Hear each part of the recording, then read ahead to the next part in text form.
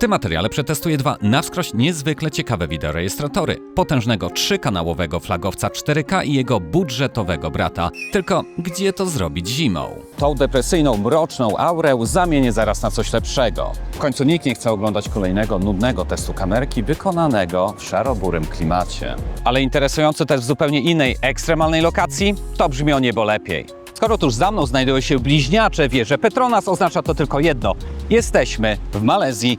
Witajcie w tym tropikalnym klimacie, w którym rządzą warany, kobry, jadowite pająki wielkości małego pieska, a nawet pytony. Jest tu gorąco i parno przez cały rok. W takich warunkach elektronika przewidziana na Europę często bardzo szybko się podaje, bo w środku auta temperatura dobija nawet do 70 stopni Celsjusza. A że mam tutaj nowiutkiego flagowca T800 z podwójnym 4K i trochę lepszy dla kieszeni T400, czeka nas naprawdę interesujący test. Jeżeli przeżyją one ekstremalne temperatury i tą okropną wilgotność, to polskie lato przetrwają z palcem w nosie. Z tej strony Paweł, a ty oglądasz kanał Techmaniak HD. Zapraszam! Zanim jednak przykleimy sprzęt do szyby i ruszymy w drogę, pozwólcie na krótką retrospekcję, bo dotarcie do tego równikowego piekarnika to była prawdziwa wyprawa. Ucieczka z zimnej Irlandii, szybki rzut oka na klasę biznesową i lądujemy w moim fotelu w ekonomiku. Pierwszy przystanek Stambuł. To absolutnie gigantyczne lotnisko, przez które rocznie przewija się ponad 80 milionów pasażerów. Szybka przesiadka na znacznie większą maszynę, test elementów sterowniczych i ruszamy dalej. Od 8 godzin jesteśmy w podróży, przed nami kolejnych 12 godzin w powietrzu. Jest to idealny moment na pokładowy gaming i delektowanie się pięknym wschodem słońca nad chmurami. I w końcu to mamy. Lądowanie w Malezji i widok na niekończące się lasy palmowe. Z racji tego, że mieliśmy za sobą sporo bagaży, siostra mojej narzeczonej zgarnęła nas z lotniska Toyota Velfire. To potężny, luksusowy van, którego na polskich drogach po prostu nie spotkacie. Zobaczcie tylko na tę przestrzeń. To konkretne auto może i ma już swoje lata, ale jedno jest pewne, komfort się nigdy nie starzeje. Szyberdach, pyszna kawa w dłoni i wnętrze, w którym jest niezwykle cicho, miękko i wygodnie. Idealne warunki, żeby złapać oddech po podróży. Jak widzicie, jesteśmy pod domem. Do wyboru mamy tutaj kilka aut. Jednym jest czerwony hatchback, drugim jest czarny hatchback. Natomiast uznałem, że najlepszą opcją będzie wybranie tego oto Nissana. Sama instalacja jest banalnie prosta i co najważniejsze, bezpieczna dla szyby, bo producent dodaje do zestawu takie specjalne naklejki elektrostatyczne. Nie dziwi mnie, jeśli część z Was teraz zapyta, a gdzie jest klasyczna przyssawka? Tu Was zaskoczę, bo to rozwiązanie nie jest gorsze, ono jest o niebo lepsze. Dlaczego? Bo fizyki nie oszukasz. Nawet najlepsza guma w przyssawce pod wpływem promieni słońca i upału puszcza, a w zimne, wilgotne polskie dni twardnieje i, no cóż, też puszcza. Efekt: kamera ląduje na desce rozdzielczej, czasem nawet w trakcie jazdy. Kilka lat temu kupiłem taką dość drogą kamerę na przyssawkę i na początku mega mi się to mocowanie podobało. Myślałem, drogie to na pewno dobre. Guzik, prawda? Jak sami widzicie, niby sprytne, ale ile razy mi to dziadostwo odpadło, to naprawdę nie zliczę. 70mi produkuje kamery nie od dziś i zastosowanie systemu naklejek elektrostatycznych jest po prostu lepsze. Oczywiście nim je nakleimy, należy oczyścić powierzchnię z wilgoci, kurzu czy wszelkich tłuszczów. Dopiero wtedy zdejmujemy folię ochronną i starannie, masując, przytwierdzamy ją do szyby. Ta nie ma na sobie kleju, trzyma się dzięki ładunkom elektrostatycznym. Dopiero wtedy odklejamy ochronkę piankowej taśmy 3M i na tę folię naklejamy kamerę. Wynik: uchwyt trzyma jak beton w każdej temperaturze, a gdy zechcecie sprzedać auto, podważacie folię i zdejmujecie kamerkę, a na szybie nie zostaje nawet grama kleju. Czysto, pewnie i bezpiecznie. Producent przewidział też scenariusz zmiany auta. W pudełku znajdziecie zapasowy komplet, dodatkową folię elektrostatyczną i świeże taśmy 3M. To oczywiście można dokupić, ale jest to fajny detal, który oszczędza Wam szukania po aukcjach, płacenia za przesyłkę i wydawania, jak sprawdziłem, nawet kilkudziesięciu złotych za oryginał. A teraz, gdy wszystko przyklejone, to trzeba ukryć kable, co wymaga odrobinę więcej gimnastyki. W obydwu pudełkach znajdziemy wytrzymałą plastikową łopatkę ułatwiającą wciśnięcie przewodu pod tapicerkę czy pod uszczelki. My jednak nie montujemy tych kamer na stałe, bo jak widzieliście, w aucie taty mojej narzeczonej znajduje się już kamera i to też marki 70mi. W ogóle, jak się okazuje, wszyscy w rodzinie używają kamer od 70mi. Przyznam z ręką na sercu, że nie miałem o tym pojęcia, ale jest to, jakby nie patrzył, miłe zaskoczenie. Z kolei z tyłu, z racji na brak lusterka wstecznego i elektroniki, mamy mnóstwo wolnej przestrzeni i ogromną taflę szkła. W naszym przypadku szybka naklejka z folią, kamera gdzieś blisko środka i po sprawie zdecydowanie najprostszy etap całej operacji. Ważna jest też kwestia kabli. Zasilający ma 3,5 metra, to w zupełności wystarczy. Z kolei przewód do tylnej kamery mierzy 5,5 metra i tu uwaga, w Nissanie wystarczyło go dosłownie na styk, ale tylko dlatego, że zamiast pod sufitką przeprowadziliśmy go dołem przez bagażnik i u dołu drzwi. Puszczając go górą nawet w dużym suwie, zapasu Wam zostanie. Warto też wiedzieć, że przewód tylnej kamery modelu T400 jest cienki, więc łatwo i przyjemnie ukrywa się go w szczelinach, ale ten z zestawu T800 jest dwukrotnie grubszy. Z jednej strony, no super, to w końcu produkt premium i przesyłanie obrazów 4K wymaga odpowiedniego okablowania. Taki fest przewód naprawdę trudno będzie przetrzeć czy przypadkowo przerwać. Z drugiej jednak strony, takiego grubasa znacznie trudniej upchnąć pod uszczelkami drzwi. No cóż, coś za coś. Przejdźmy teraz do temperatury i tej niesamowitej wilgotności, bo to przecież główny powód naszego testu w tak odległym, równikowym klimacie. Samochód stojący w pełnym słońcu w Malezji to istna parowa kapsuła. Co prawda, wszyscy w rodzinie zadowoleni są ze swoich starszych kamer 70 Mi, ale te nowe modele, a zwłaszcza T800, oferuje w końcu podwójne 4K. Jednoczesne zapisywanie 3 źródeł obrazu w kodeku H265 rozgrzałoby niejeden komputer. Test nowych modeli w tych warunkach jest więc po prostu bardzo pożądany. Dodam też, że wiele wideorejestratorów, których zakup być może rozważaliście, wciąż wyposażonych jest w zwykłe litowo-jonowe akumulatory, a te niestety nienawidzą wysokich temperatur. Jak wiemy, Polska latem też potrafi być piekarnikiem. W takich warunkach akumulatory nie tylko drastycznie szybko tracą swoją żywotność, ale potrafią napuchnąć, a w skrajnych przypadkach odmówić posłuszeństwa na zawsze. Dlatego zarówno flagowy T800, jak i przystępny cenowo T400 korzystają już z superkondensatorów. Co to zmienia? Otóż w przeciwieństwie do baterii kondensator nie magazynuje energii na długie godziny. Jego zadaniem jest podtrzymanie zasilania tylko na czas zapisu ostatniego klipu i bezpieczne wyłączenie urządzenia po zgaszeniu silnika. Dzięki temu w środku nie ma żadnej chemii, która mogłaby spuchnąć, doprowadzić do zwarcia i uszkodzenia urządzenia, a może nawet auta. Technologia zastosowana w obydwu testowanych urządzeniach jest odporna na skrajnie wysokie temperatury, jak i skrajnie niskie, od głębokich mrozów po tropikalny żar. Wyprzedzając wszelkie pytania, od razu pragnę wyjaśnić, że tryb parkingowy jak najbardziej tu jest i działa, ale o nim porozmawiamy w dalszej części tego materiału. Teraz jednak wyruszamy na małe zakupy, a w tym czasie opowiem Wam więcej na temat specyfikacji technicznej obu tych kamer. Przednia kamera modelu T400 nagrywa w rozdzielczości 1440p przy 30 klatkach na sekundę. Z kolei obiektyw na tył oraz ten skierowany do wnętrza auta to sprawdzone 1080p, czyli Full HD. Co bardzo ważne i to spory plus w tej półce cenowej, wewnętrzna kamera jest wspomagana nie przez jedną, a przez 4 diody podczerwieni. Dzięki temu nawet jeśli w kabinie panują egipskie ciemności, Wy i Wasi pasażerowie jesteście doskonale widoczni. A teraz bestia tego materiału, czyli model T800. Uwaga, bo to ważna rzecz, jest to pierwsza w historii 3-kanałowa kamera samochodowa, która oferuje podwójne nagrywanie w 4K. Dokładnie tak, zarówno z przodu, jak i z tyłu nagrywany jest obraz w rozdzielczości 3840 na 2160 pikseli. Wewnętrzna kamera rejestruje za to Full HD i również wyposażona jest w 4 diody podczerwieni. Muszę Wam tu jednak zdradzić pewien techniczny niuans. Sam główny moduł T800 potrafi nagrywać z przodu w 60 klatkach na sekundę, co daje super płynny obraz. Jednak w naszym najbardziej zaawansowanym wariancie, gdzie zmuszamy procesor do zapisywania potężnego obrazu 4K jednocześnie i z przodu, i z tyłu, system automatycznie zrzuca nagrywanie do 30 klatek. I jak sobie teraz porównamy, to widzimy, że tylna kamera modelu T800 jest nieporównywalnie większa i znacznie cięższa w porównaniu do małego i lekkiego modułu z T400. To właśnie fizyczny dowód na to, ile zaawansowanej elektroniki i lepszego szkła potrzeba, aby obsłużyć tak potężny obraz 4K. Model T400 przy nim to dyskretny maluch, który łatwo ukryć na szybie, podczas gdy T800 to konkretny, solidny kawał sprzętu premium.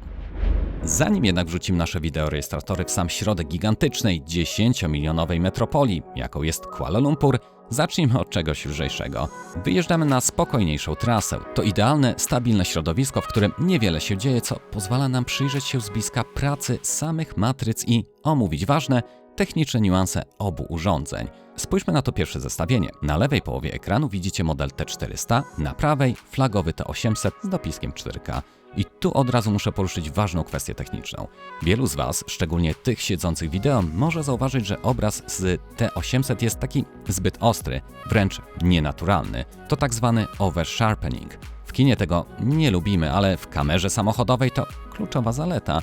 Oprogramowanie celowo podbija kontury, żeby tablice rejestracyjne były łatwiejsze do czytania. T400 na jego tle wydaje się bardziej miękki i choć dla wielu ten bardziej miękki obraz może być przyjemniejszy dla oka, to jako dowód wyraźniejszy będzie po prostu lepszy. Jednak prawdziwa różnica klas pojawia się, gdy na drodze robi się chociaż odrobinę bardziej kontrastowo. Zobaczcie na ten fragment. Flagowy T800 ze swoim zaawansowanym HDR-em robi po prostu genialną robotę. Zwróćcie uwagę na góry w tle, pobocze, jak i drogę w cieniu drzew. Na nagraniu z prawej strony nie jest to tylko czarna plama. Wyraźnie widać tam zarysy, strukturę i detale. Z kolei na materiale z T400 cienie są głębsze, a detale na ciemnym tle po prostu nam uciekają. A teraz konkretny argument przemawiający za matrycą o większej szczegółowości. Zobaczcie na tę stojącą na poboczu ciężarówkę i pracownika drogowego. O ile na ogólnym, szerokim planie model T400 ze swoim 1440p radzi sobie wciąż świetnie i poprawnie oddaje chociażby jaskrawy kolor kamizelki, tak przy tak mocnym zbliżeniu na tablice rejestracyjne czy pracownika rozdzielczość 4K modelu T800 robi zauważalną różnicę. W takich sytuacjach więcej pikseli rzeczywiście się przydaje. Oczywiście wszystko zależy od sytuacji na drodze, ale wyższa rozdzielczość flagowca faktycznie może Wam kiedyś uratować skórę. No ale okej, kolejny klip, kolejna scena. Zerknijcie teraz na ten jaskrawo-zielony dom po lewej. To ujęcie idealnie pokazuje różnicę w plastyce obrazu. Na T400 kolory są nieco wyprane, a czerń, spójrzcie na te elementy konstrukcyjne, wpada w szarość. Tymczasem T800 po prawej stronie generuje obraz niesamowicie nasycony, a czerń jest głęboka i soczysta. Co więcej, zwróćcie uwagę też na krzaki pod palmami po prawej stronie drogi. Na tańszym modelu HDR, czyli szeroki zakres dynamiczny, nie daje rady i mamy tam ciemną plamę, podczas gdy flagowiec pozwala nam lepiej dostrzec poszczególne detale znajdujące się w cieniu. Zależy nam na tak szybkiej zmianie ekspozycji nie po to, aby szpiegować małpy między palmami, ale dlatego, że nigdy nie wiadomo, co może na Was czyhać w cieniu. Spójrzcie na to nagranie z autostrady prowadzącej do Kuala Lumpur. Gdy wjeżdżamy w głęboki cień pod wiaduktem, obserwujemy, że model T400 radzi sobie z tym zadaniem naprawdę dobrze i płynnie, ale flagowy T800 totalnie wymiata. Zanim auto w ogóle fizycznie znalazło się pod mostem, oprogramowanie droższego modelu zdążyło już podbić jasność i wyciągnąć detale z cienia. Może się wydawać, że nie jest to jakaś gigantyczna różnica, ale na drodze potrafi być kluczowa. Jadąc w pełnym słońcu, nasze oczy często nie widzą tego, co czai się w głębokim cieniu, na przykład cegły czy jakiegokolwiek innego obiektu leżącego na jezdni. Przelatując przez taką przeszkodę z prędkością autostradową, możemy nawet nie widzieć, co to było, a sam obiekt może być już nie do odnalezienia. Dlatego tak istotne jest to, aby nasz wideorejestrator był w stanie nam pokazać, co to było i gdzie to było. Dopiero z takim dowodem możemy cokolwiek wskórać u ubezpieczyciela czy zarządcy drogi. Kuala Lumpur to potężne, prawie 10-milionowe miasto. Ten szeroki odcinek drogi to doskonały sprawdzian nie tylko dla samej rozdzielczości, ale przede wszystkim dla kątów widzenia i ostrości obiektywów na brzegach kadru. Teraz widzicie, obie kamery bez najmniejszego problemu zbierają wszystkie te informacje. Flagowe 4K z modelu T800 daje nam obraz ostry jak brzytwa na całej szerokości, ale zwróćcie szczególną uwagę na budżetowe T400. Mimo mniejszej ilości rejestrowanych pikseli, nie ma tu mowy o żadnym rozmyciu na bokach. Bez trudu odczytacie kierunki i znaki ze wszystkich 6 pasów, ale fakt pozostaje faktem. To, co 70mi nazywa mianem flagowca, rzeczywiście zasługuje na ten tytuł. Zobaczcie, co się stanie, gdy zrobimy mocne zbliżenie na te same znaki. Tu po prostu nie ma litości. Ze względu na potężną szczegółowość i znacznie niższą kompresję obrazu, model T800 jest bezkonkurencyjny. Litery są gładkie i idealnie czytelne, podczas gdy na tańszym modelu zaczynamy już widzieć pojedyncze piksele. to jest obraz tak dobry, że zostawia w tyle niemal każdy inny wideorejestrator dostępny na rynku. Ale przednia szyba to tylko połowa sukcesu. Równie ważne w miejskim gąszczu są kamery z tyłu. Jazda po Kuala Lumpur to nieustanne manewrowanie między jednośladami. Zobaczcie na ten fragment. Z prawej strony dosłownie na centymetry wyprzedza nas motocyklista i to dokładnie w momencie, gdy my zmieniamy pas właśnie na prawy. Chwilę później kolejny skuter wcina się nam przed maskę z lewej strony. Przednia kamera doskonale to zarejestrowała, ale gdyby doszło tu do obcierki, ubezpieczyciela interesowałoby to, skąd oni się w ogóle wzięli. Dlatego sięgamy do nagrania z tylnej szyby i tu od razu pewnie zauważycie jedną rzecz. Obraz z obu kamer nie ma identycznego ustawienia i kadru. Dlatego zanim przejdziemy do tych skuterów, muszę się tu jeszcze na chwilę zatrzymać i powiedzieć o czymś, co uważam za wyraźną wadę. Otóż obiektyw tylnej kamery w modelu T800 obraca się w obudowie ze zdecydowanie zbyt małym oporem. Co gorsza, sam kabel zasilający ma wtyczkę kątową, przez co nawet delikatne pociągnięcie przewodu potrafi nam samoistnie przestawić kadr. W tej kwestii budżetowy model T400 wypada o niebo lepiej. Jego mocowanie pracuje z dużym oporem, jest mega solidne i nie ma szans, żeby kamera obróciła się od tak sama. Wracając jednak do naszej sytuacji drogowej, pomijając ten lekko przesunięty kadr, zobaczcie, jak kluczowy jest to obraz. To właśnie z tylnej kamery dowiadujemy się, z jaką prędkością zbliżały się do nas te jednoślady, jak lawirowały między innymi autami i kto tak naprawdę sprowokował niebezpieczną sytuację, zanim w ogóle pojawili się oni w polu widzenia przedniej szyby. Wniosek? Dobry tył to absolutna podstawa, a jeśli przyglądając się takim nagraniom zastanawiacie się, dlaczego sam obraz nie wygląda aż tak idealnie i jest dość miękki, to od razu śpieszę z wyjaśnieniem. Winę za to ponoszą folie przyciemniające.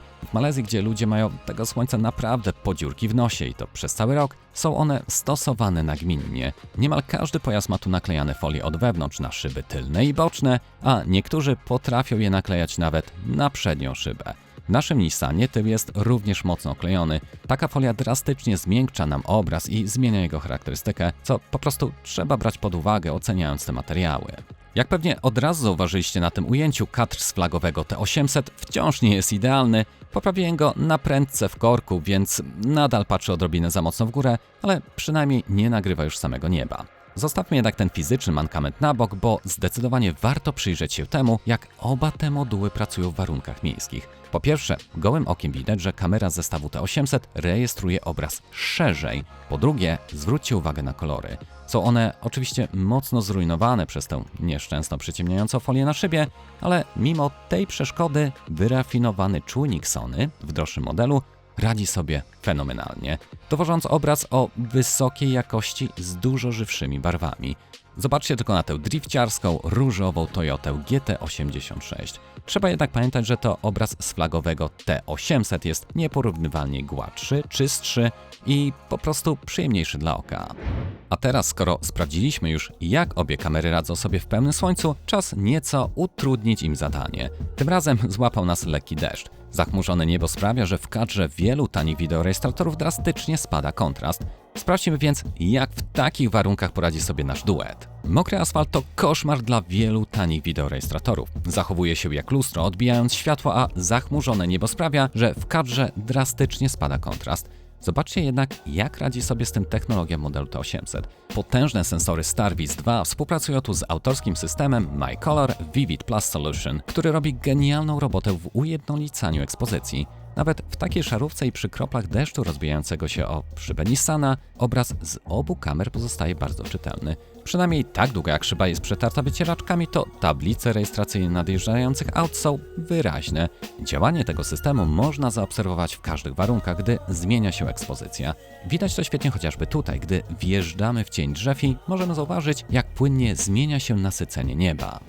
No spoko, ale jak w tych samych warunkach radzi sobie budżetowy T400? Mimo że nie mamy tu flagowych matryc, rozdzielczość 1440p z przodu w zupełności daje radę. Obraz nie traci mocy na szczegółowości, kolory są wciąż naturalne, a kamera nie gubi się przez wodę na szybie. To udowadnia, że ten sprzęt kosztujący w końcu ułamek ceny flagowca wciąż solidnie wykonuje powierzoną pracę. Pozostając w temacie naszej deszczowej przejażdżki, to idealny moment, by zajrzeć do wnętrza kabiny. Odwoziliśmy akurat naszą koleżankę, która była na tyle miła, że zgodziła się na wykorzystanie tego nagrania na potrzeby polskiego YouTube. Byłoby bardzo miło, gdyby chociaż część z Was jej podziękowała. Zostawcie komentarz z hashtagiem Vinci dziękuję, a na pewno doceni to, jak polska społeczność potrafi być fajna. Planuje ona nawet przyjechać do Polski na wakacje, a Wasze komentarze tylko dodadzą jej motywacji. Jak widzicie, ewakuowałem się do tyłu. Usiadłem na środku podwyższonej względem przednich foteli kanapy, a mimo to w kadrze widać mnie bez problemu niemal w całości. Tutaj musicie wziąć tylko poprawkę na jedną rzecz. Na szybie mamy istną choinkę z 3 kamer. Nikt normalny nie wiesza sprzętu tak blisko kierowcy i lusterka, ale patrząc na to z innej strony, to doskonały test i dowód na to, że nawet jeśli zainstalujecie kamerę w takim najgłupszym, najbardziej zasłoniętym miejscu na szybie, to materiał z wewnętrznego obiektywu wciąż da się bez problemu wykorzystać jako dowód. I żeby od razu zamknąć temat wnętrza, co się dzieje po zmroku? Tak jak wspomniałem, obie kamery, zarówno flagowy T800, jak i budżetowy T400, mają wbudowane po 4 diody podczerwieni. W praktyce oznacza to tyle, że nawet gdy w kabinie i na zewnątrz panują egipskie ciemności, obraz z wnętrza jest perfekcyjnie doświetlony. Jednak wróćmy na zewnątrz. Zanim na dobre zapadły całkowite ciemności, załapaliśmy się na końcówkę tzw. złotej godziny, przechodzącej powoli w wieczorną szarówkę. Planowałem pokazać Wam tutaj brutalną walkę z niskim słońcem walącym prosto w obiektyw, ale warunki ułożyły się inaczej i wiecie co? Wcale tego nie żałuję, bo to, co zarejestrowały kamery, pokazuje absolutną przepaść między tymi dwoma urządzeniami. Zobaczcie sami na to zestawienie. Różnica w kontraście, dynamice i nasyceniu kolorów jest po prostu gigantyczna. Nie wiem dokładnie, jakich czarów użyło tutaj oprogramowanie 70 we współpracy z topowym sensorem, ale obraz T800 wygląda jak wyciągnięty prosto z profesjonalnej lustrzanki, a nie z jakiejś kamerki samochodowej. Mamy tu głębokie, soczyste kolory, rewelacyjnie nasycone niebo przechodzące od błękitu do pomarańczu i idealnie zbalansowaną ekspozycję. Ale co z naszym budżetowym T400? Kiedy zestawimy go bezpośrednio z flagowcem, obraz staje się ewidentnie bardziej płaski, wyprany z kolorów i pozbawiony kontrastu. Nie ma tu absolutnie tej samej kinowej magii, ale powiedzmy sobie szczerze i pamiętajmy o jednym, to wciąż jest wideorejestrator, a nie sprzęt do nagrywania filmów fabularnych. Balans bieli trzyma się tu w normie. Wszystkie samochody, światła i detale na skrzyżowaniu są wciąż wystarczająco czytelne. W razie jakiegokolwiek incydentu, to ten materiał w 100% spełni swoje zadanie jako materiał dowodowy. Flagowiec po prostu daje Wam tą dodatkową, niesamowitą satysfakcję z samego oglądania tych nagrań. Warto w tym miejscu poruszyć jeszcze jedną kluczową kwestię. Sama szerokość kadru. Spójrzcie na lewą stronę ekranu, gdzie pojawia się Porsche Taycan. Zatrzymując obraz w tym samym momencie, widać czarno na białym, że obiektyw we flagowym modelu T800 obejmuje znacznie większy obszar drogi. Zróbmy teraz szybki test detali i przybliżmy tablice rejestracyjne tego elektryka. Na budżetowym T400 możemy te numery odczytać, ale jakość jest już mocno na granicy. Tymczasem na T800 dzięki potężnemu 4K i lepszej optyce ta sama rejestracja jest wyraźniejsza, lecz jeśli cofniemy oba nagrania, zobaczycie coś jeszcze ważniejszego. Przez to, że flagowiec widzi szerzej, potrafi zarejestrować pojazdy i sytuacje, które na tańszym modelu znalazłyby się już poza zasięgiem obiektywu. W razie nagłej, niebezpiecznej sytuacji na drodze, np. wtargnięcia z pobocza czy bocznego uderzenia, te dodatkowe ułamki sekund i szersze pole widzenia mogą mieć decydujące znaczenie. Ale to wciąż rozgrzewka. Prawdziwa bitwa zaczyna się po zachodzie słońca, gdy do gry wchodzą matryce i oprogramowanie wyciągające detale z mroku. Zamiast jednak testować to w jasnym, świetnie oświetlonym centrum Kuala Lumpur, zrobiliśmy to w historycznej Melace, a dokładniej w ciasnych uliczkach w okolicach słynnej Jonker Street. Spójrzcie na to zestawienie. Od razu rzuca się w oczy, że budżetowy T400 rejestruje obraz w nocy znacznie bardziej kontrastowy. Ale uwaga, bo dzieje się tu coś niezwykle ciekawego i nieoczywistego.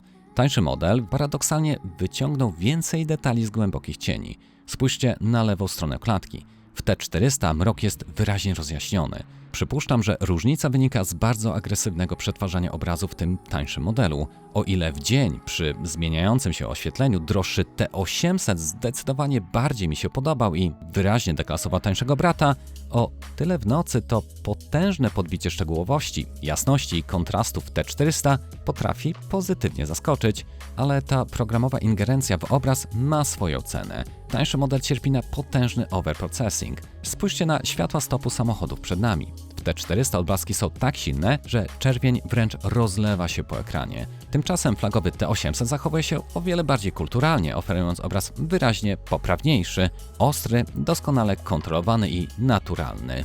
Jedno jest jednak pewne, sprzętowo to model T800 jest bez wątpienia znacznie bardziej zaawansowany. Ma świetną matrycę, jaśniejszy obiektyw i fizycznie potrafi złapać więcej światła. Przewaga T400 w tych najciemniejszych partiach, które widzieliście przed chwilą, to w dużej mierze efekt tego agresywnego i już bardzo dopracowanego softu.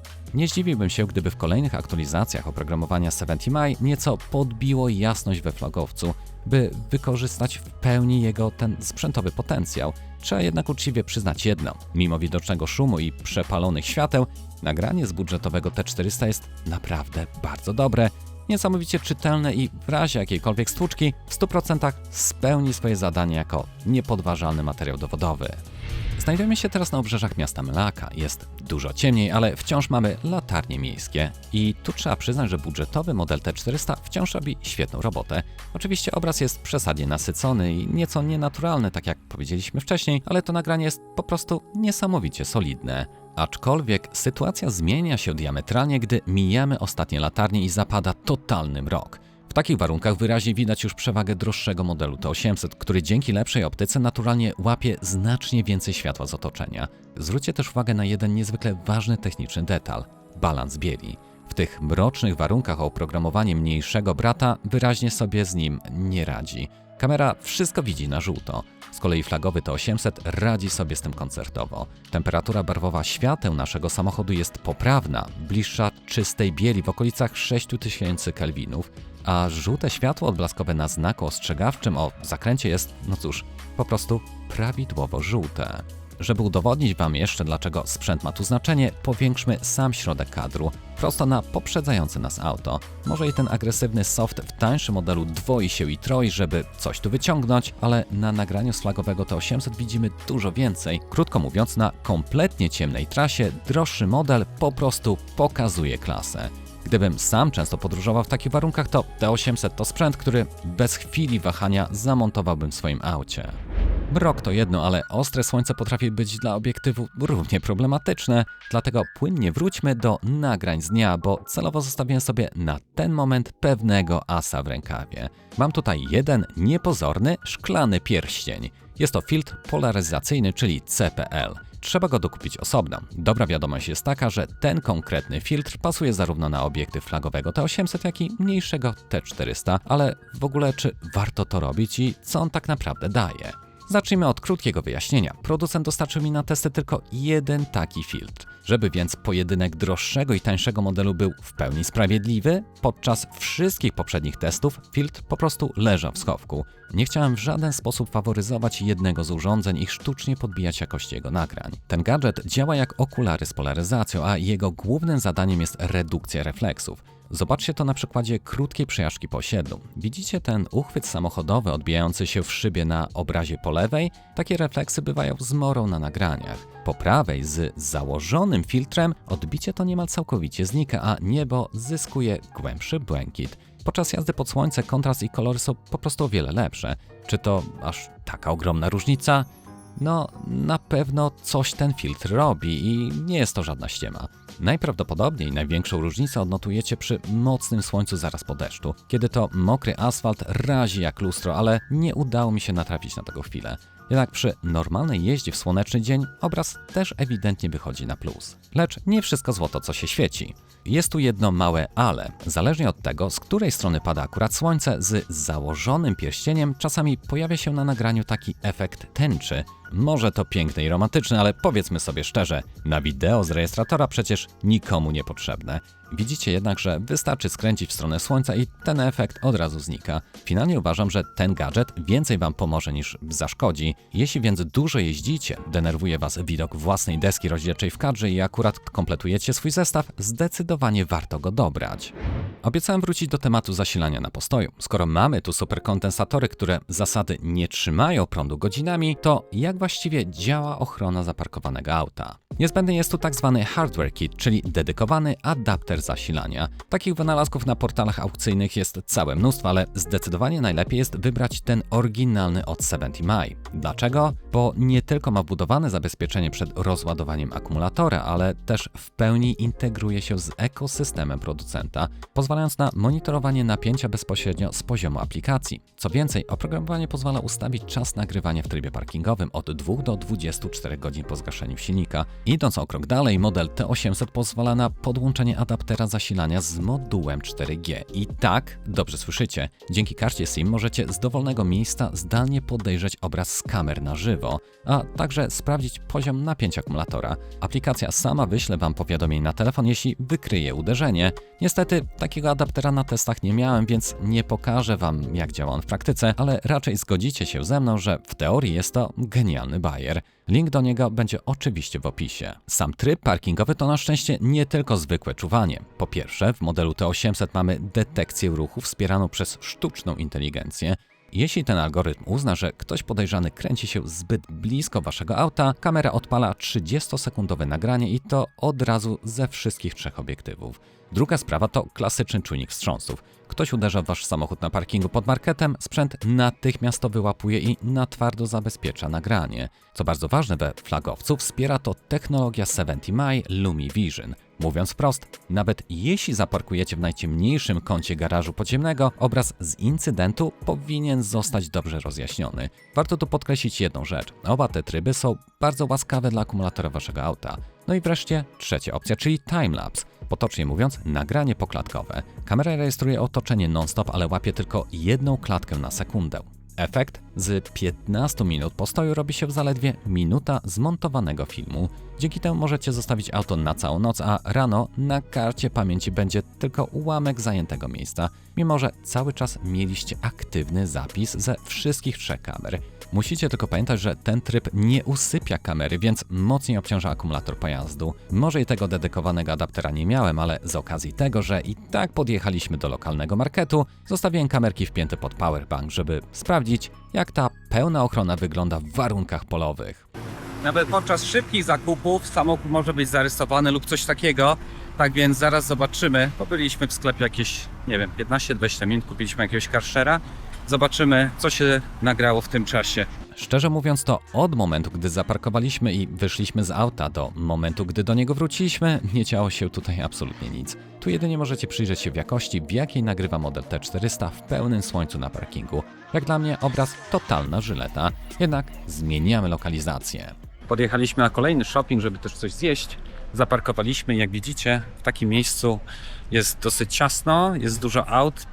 Co prawda jeżdżą tylko z jednej strony, ale przypuszczam, że zostawione kamery będą dobrym testem. Już zaraz Wam pokażę, jak to wygląda z przodu i z tyłu. Tutaj widzicie, że na zielono podświetlony jest pierścień przycisku modelu T800. Ekran też jest włączony, ale to tylko dlatego, że działa on pod powerbankiem. Normalnie tryb parkingowy wygasza to wszystko, aby zaoszczędzić energię i nie przyciągać niepotrzebnie uwagi. Widać nawet mnie, jak tam zaglądam do środka. Za dnia obraz T800 z przodu miażdży jakością.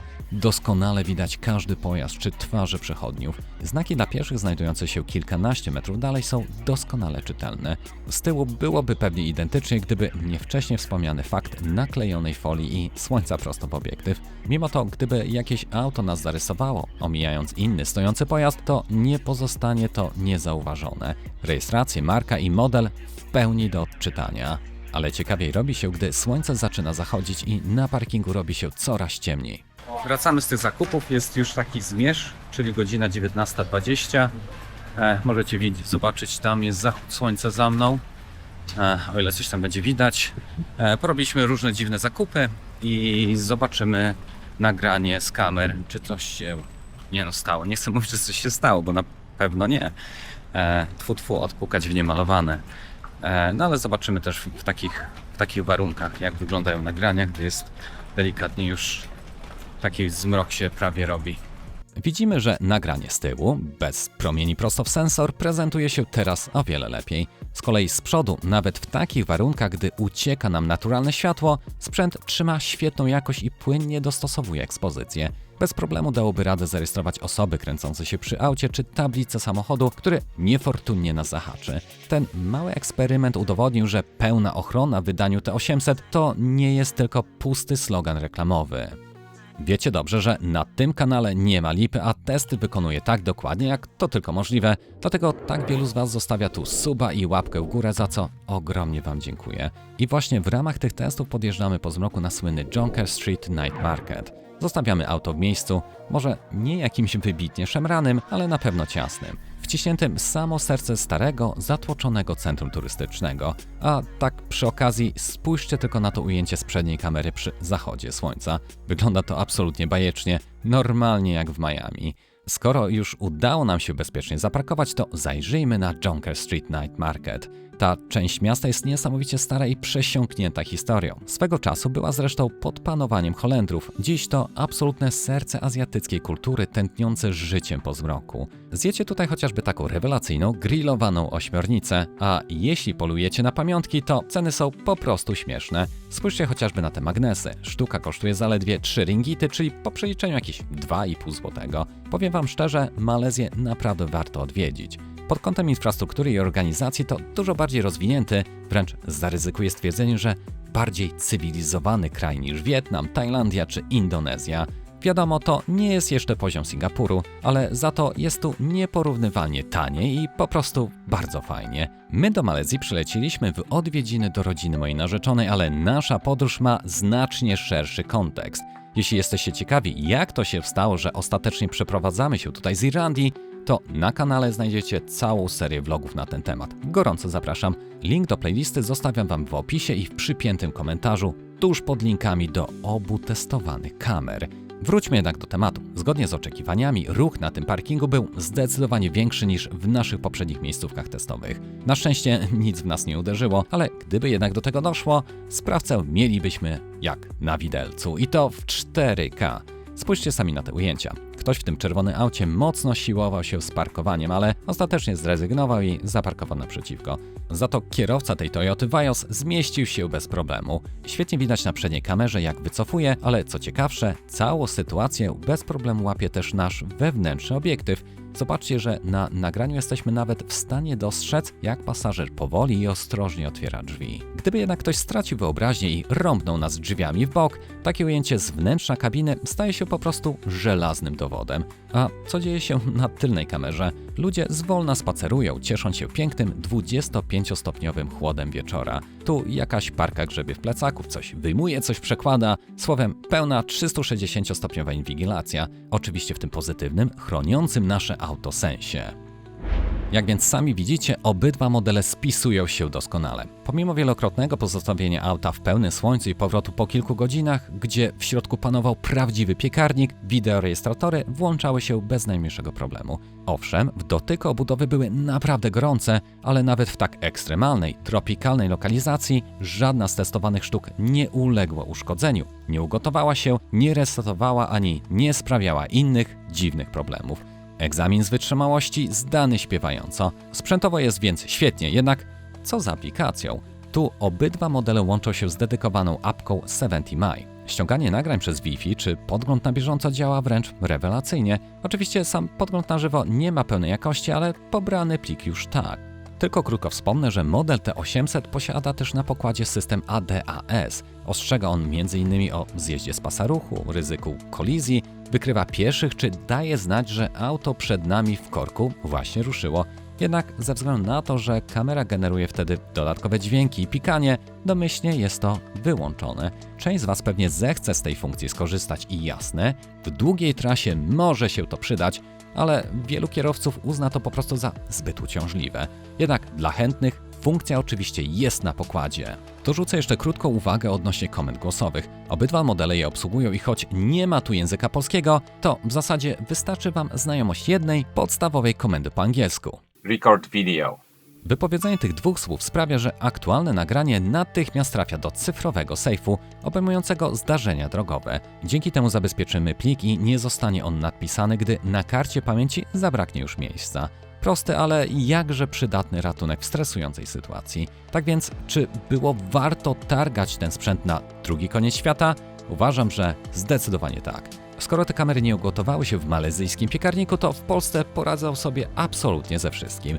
Jeśli klikniecie w link poniżej, zobaczycie sami, że model T400 to aktualnie wydatek rzędu zaledwie kilkuset złotych. Jak na jakość, którą ten sprzęt dowozi i to aż z 3 obiektywów, to naprawdę genialny wybór, który świetnie daje radę. Z kolei flagowy T800 to już sprzęt dla tych, którzy chcą po prostu to, co najlepsze. Żeby ten zestaw był już w ogóle pro i wyciągnął z technologii absolutnego maksa, zdecydowanie warto dokupić do niego moduł 4G do zdalnego podglądu, o którym wspominałem wcześniej. Linki do najtańszych ofert, filtra polaryzacyjnego oraz zasilania sprawdzicie w opisie, a po moje podróżnicze vlogi wpadajcie na stronę techmaniachd.pl oraz dokładnie w to okienko, które wyskoczyło Wam właśnie teraz na ekranie. Klikajcie w nie i widzimy się od razu w kolejnym nagraniu.